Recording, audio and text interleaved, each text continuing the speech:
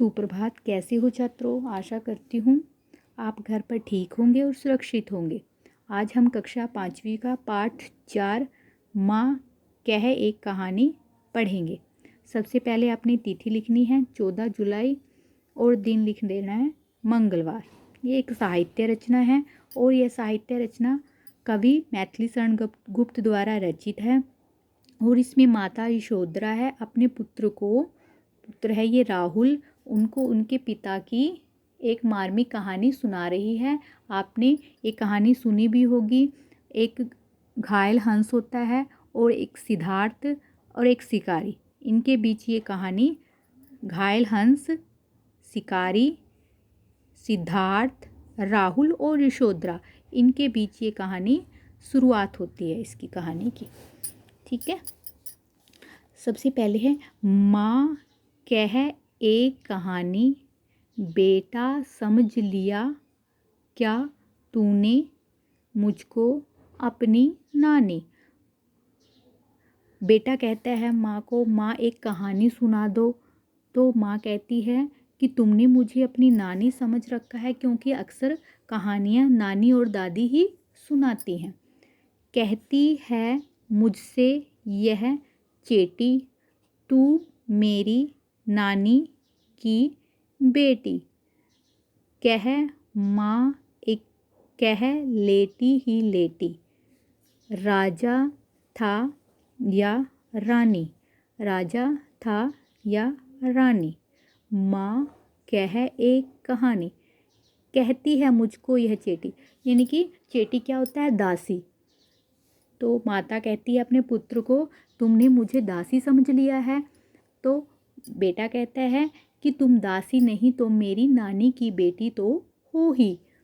तो इस पर राहुल कहता है कि तुम लेटे लेटे ही मुझे एक कहानी सुना दो। तो उसकी माता चुप हो जाती है। इतने में राहुल अपने आप ही कहानी की शुरुआत कर देता है कि एक राजा था या रानी। माता फिर भी जवाब नहीं देती। फिर राहुल कहता है राजा था या रानी, तो अपने आप ही कहानी की शुरुआत कर देता है। तू है हटी मान धन मेरे, सुन उपवन में बड़े सवेरे। उपवन क्या होता है? बगीचा। और हटी क्या होता है? जिद्दी। तात, तात क्या होता है? पिताजी। ब्राह्मण, सैर करना। करते थे तेरे, तू है हटी मान धन मेरे, सुन उपवन में बड़े सवेरे। तात ब्राह्मण करते थे तेरे, जहाँ सुरभि, सुरभि क्या होता है? सुंदर। मनमानी, जहाँ सुरभि मनमानी, हाँ माँ यही कहानी। तू है हटी।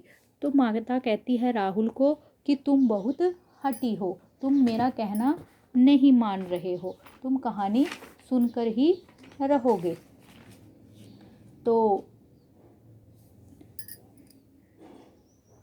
तो एक बार फिर माता कहती है कि मैं तुम्हें अब तुम्हारे पिताजी की कहानी सुनाती हूँ। एक दिन तुम्हारे पिताजी भ्रमण कर रहे थे, बगीचे में भ्रमण कर रहे थे, उपवन में भ्रमण कर रहे थे।